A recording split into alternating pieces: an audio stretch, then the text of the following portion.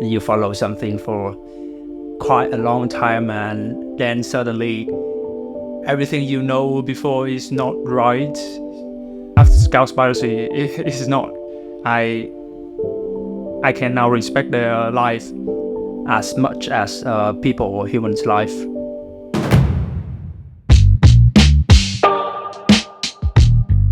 Good afternoon and welcome to the first Vive Podcast, joined by your host Scott Green.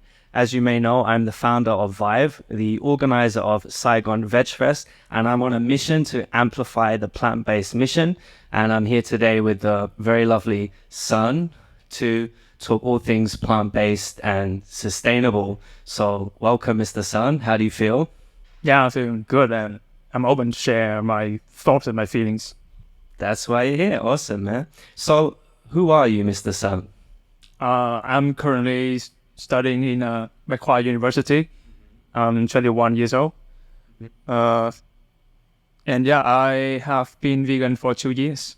Okay, cool. So what inspired you to go vegan then?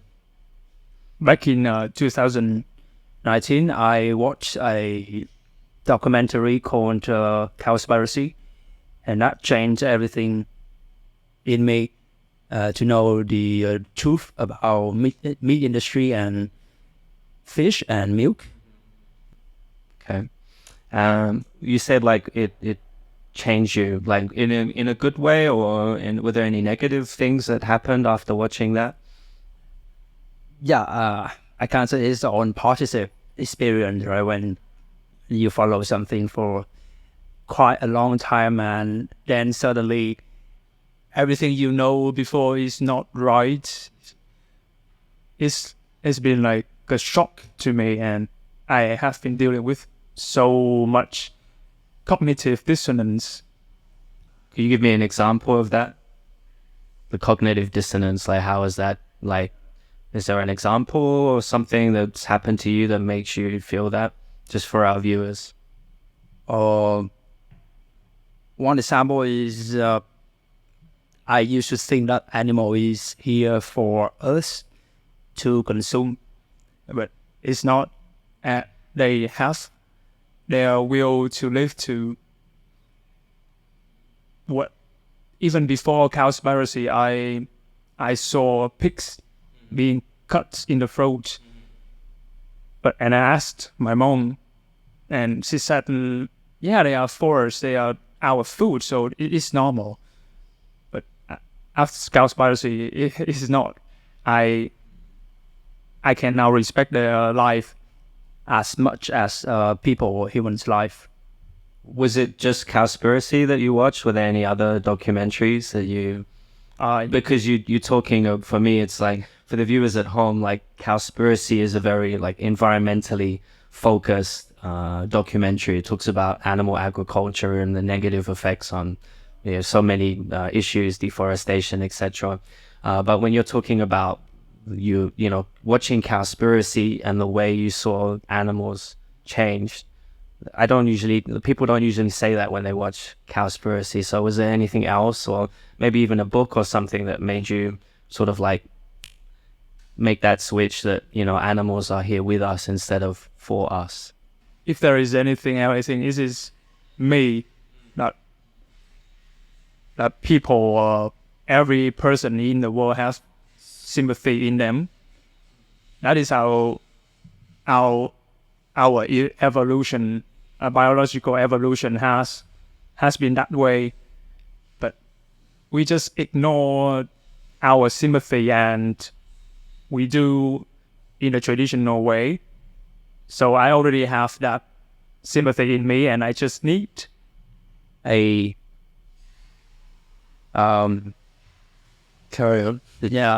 outside factor to completely steer me in my way, steer my now current direction. Leading on from that, like, is there anything annoying about being vegan? Is it like you've talked, obviously you're vegan, you've been vegan for 2 years. Is there anything about that experience that you find annoying or frustrating? Deal with excuses online to the trawler. Oh, really? Okay. So what kind of excuses do people make? Plants have feeling. Plants have feeling. Why would they say that? Like, No, no. maybe they read some articles and the article says that plants can scream, and they want to be skilled for their consumption, their meat consumption. For the viewers at home that might be sort of like thinking about like adopting a more plant-based diet or eating more plant-based foods, we often, we need to find out where we can get good options to eat. So are there any like restaurants that you go to that serve really good vegan food that you think people should check out? I live in a not very Famous district, so it's Dublin. it's near my place. It's called One Day Thôi Kệ. I recommend it because it's a quite range of options that you can go from noodles to rice to snacks, many different kinds of things you can eat, but in vegan. So it veganize the food very well. So like, do you feel like you're missing anything now, like from when you used to eat animals? Like Maybe so that's- you think like vegan pho is like still satisfying now? I can't say 100%. Yeah. Okay. Cool. Right. So you've switched completely to a plant-based diet, and you feel like, oh, I really wish I had meat. You don't ever have that feeling anymore? No, because the products now can be veganized, almost all of them.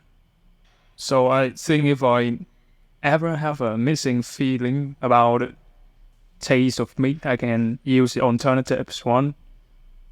So yeah, that's not a problem. Okay. So I think that maybe our female viewers would like to know, like, can you cook, Mr. Sun? Of course, I'm a college student, so don't have much money to eat out. Okay. Oh, really? Okay. So what kind of foods do you make at home? Just boil everything. Just boil everything. It sounds really exciting. In one pot, put everything in one side. So like soups and hot pots and things like that. Yeah, and rice.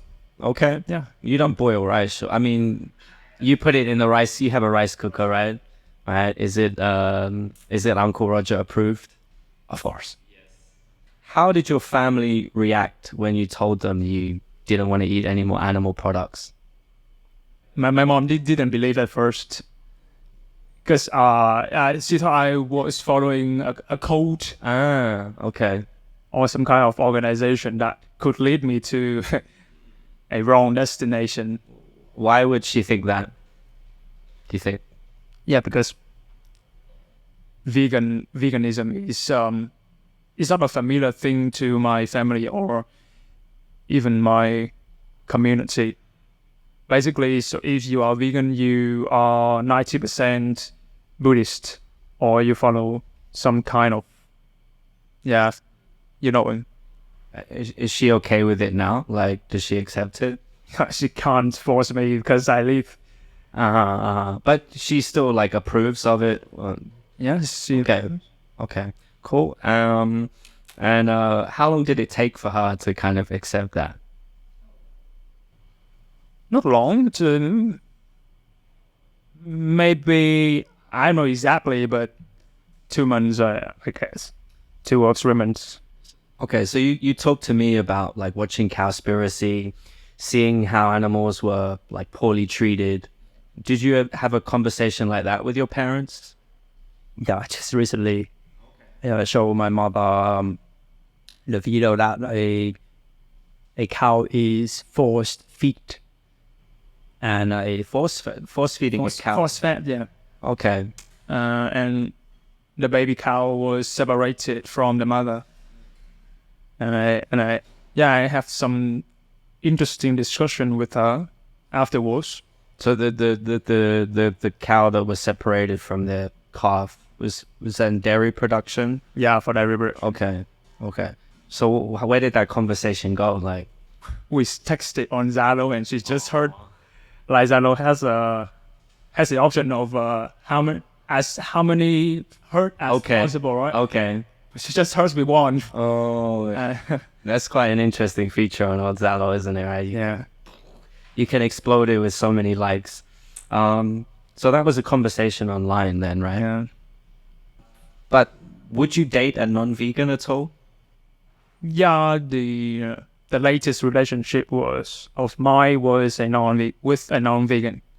Okay. And did that present any challenges for your relationship at all? I think it's not a problem because my girlfriend could eat whatever she wants without me, and when with me, she happily eats vegan. Okay. Was she okay with that? Yeah, she's okay with that.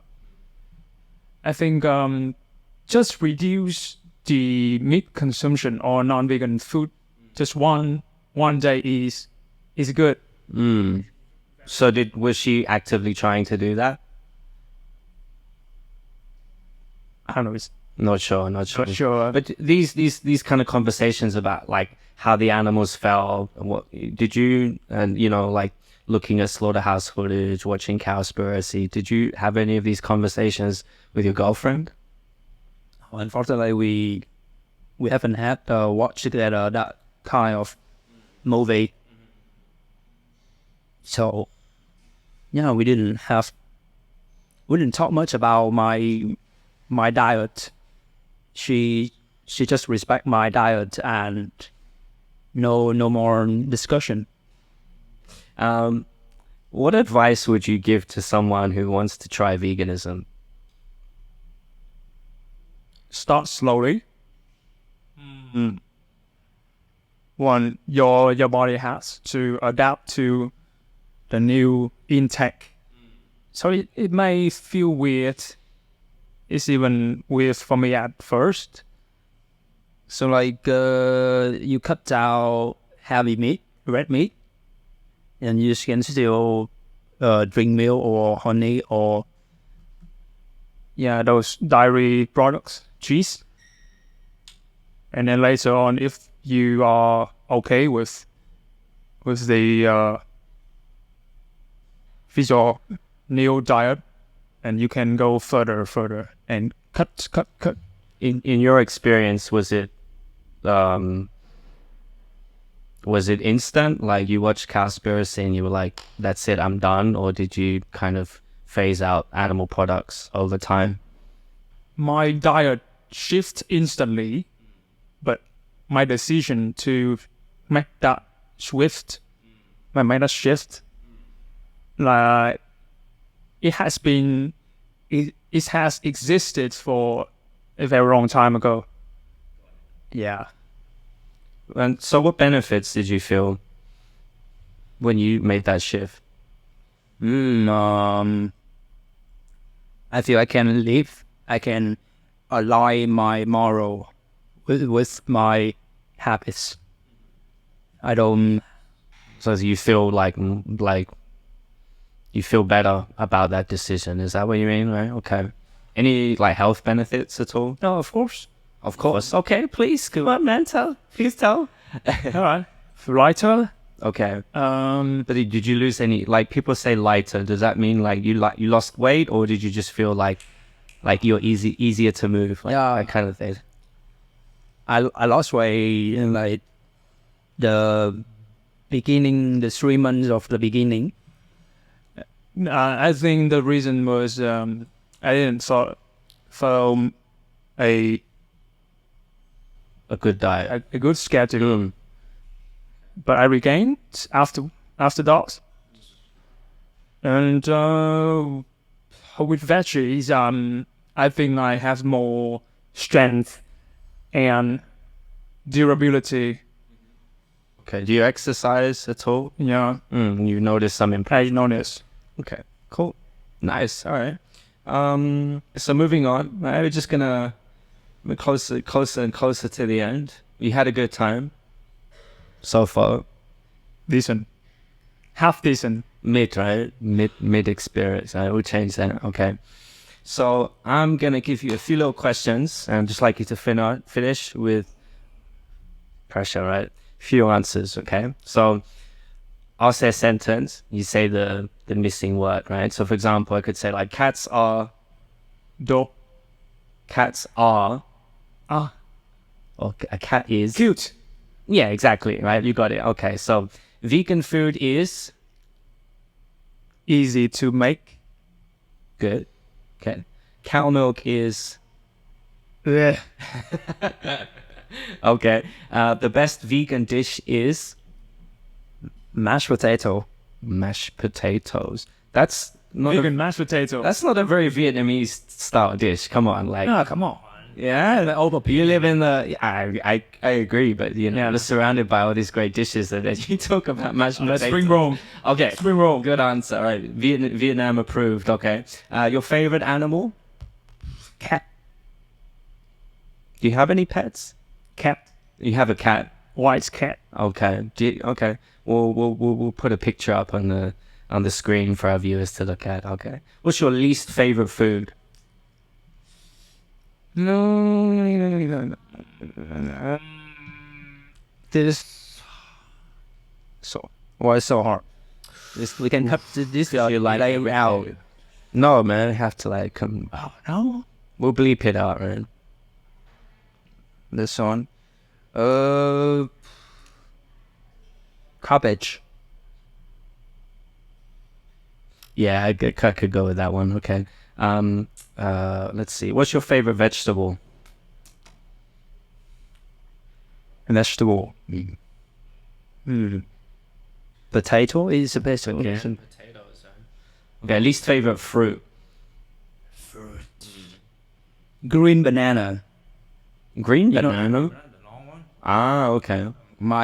I have a problem with my acid level in my stomach. Ah, So okay. when I eat one green banana, I will go to the hospital. To the hospital. Wow, I didn't realize like a banana could send you to the hospital, right? You can do to me. Okay, cool. All right, nice. So we come to the end of our little journey together, right? To explore all things plant-based and hopefully inspire people by showing real examples of people living a vegan lifestyle in Vietnam, right? So before we wrap it up, I wonder, Son, like if you have a question for me.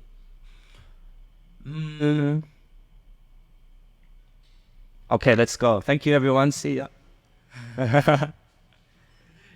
Do you have a question before we go? Yeah, I have that question on my mind on most of the times when I chose my moral decision. Is that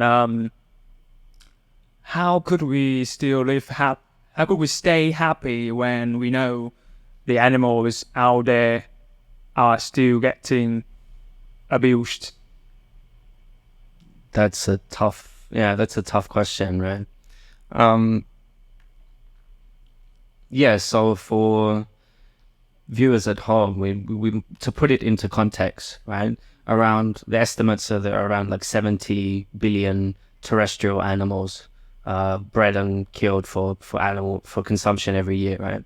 And then when you consider seafood and fish or sea animals, I don't like to say seafood, it seems a bit weird, but sea animals and fish, then we don't really have accurate data because there's so many lives that we kind of figure it out from their weight, but it's estimated to be in the trillions.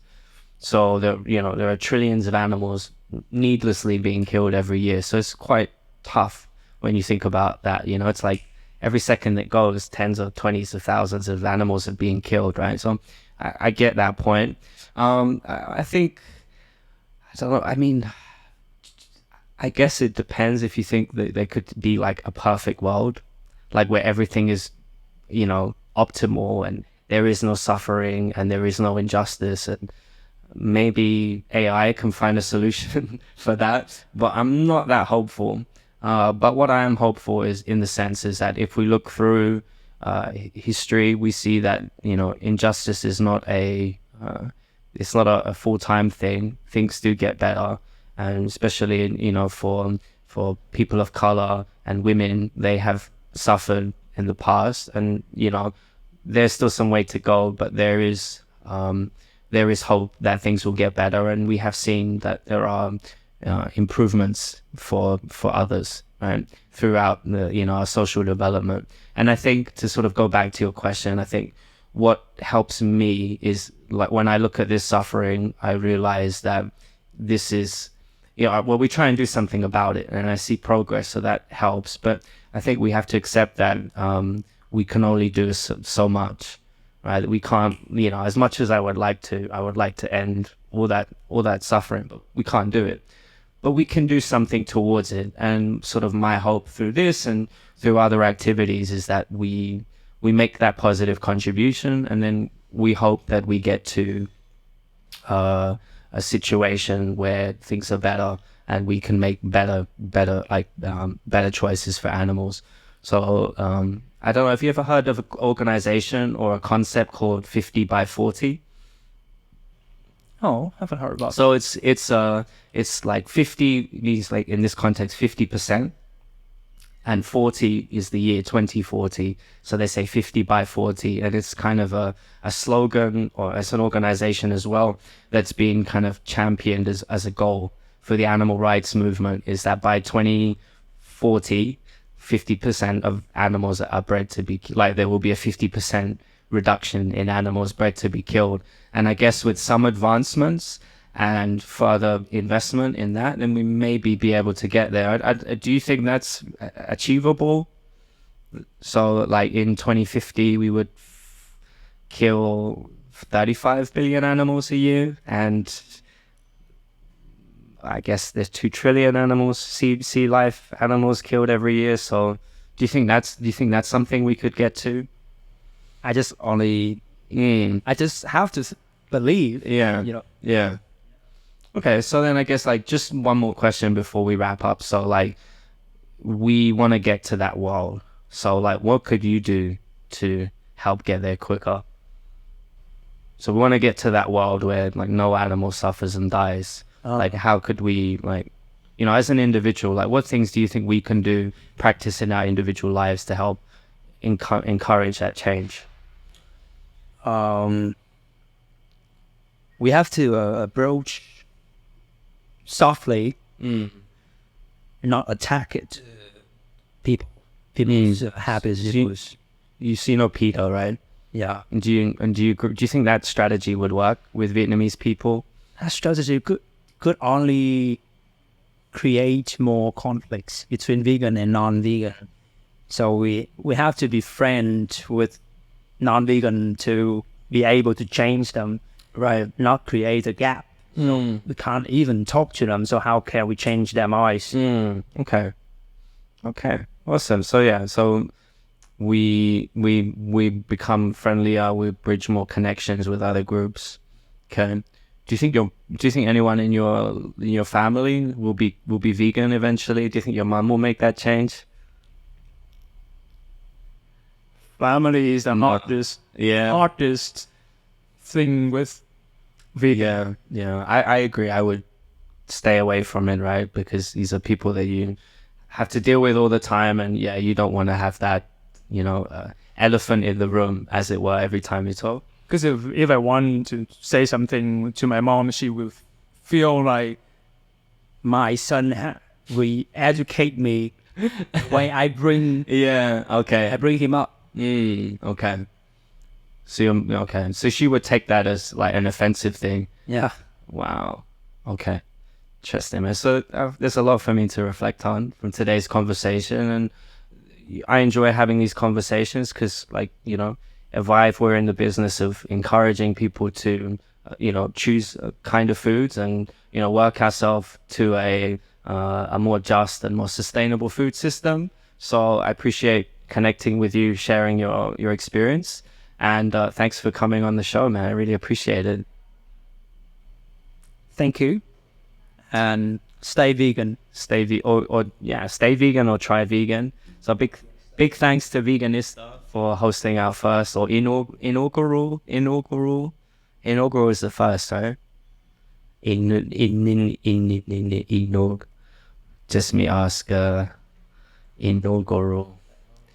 Making the beginning. There we go. Yes. Okay. Thank you, Google. You saved my ass. So yes, the inaugural Vive podcast, right? So thank you very much for your contribution and your contribution to the history of the vegan movement in Vietnam. Oh, wow, he's going to do it. All right, okay. Live it up. Okay, son, thank you very much.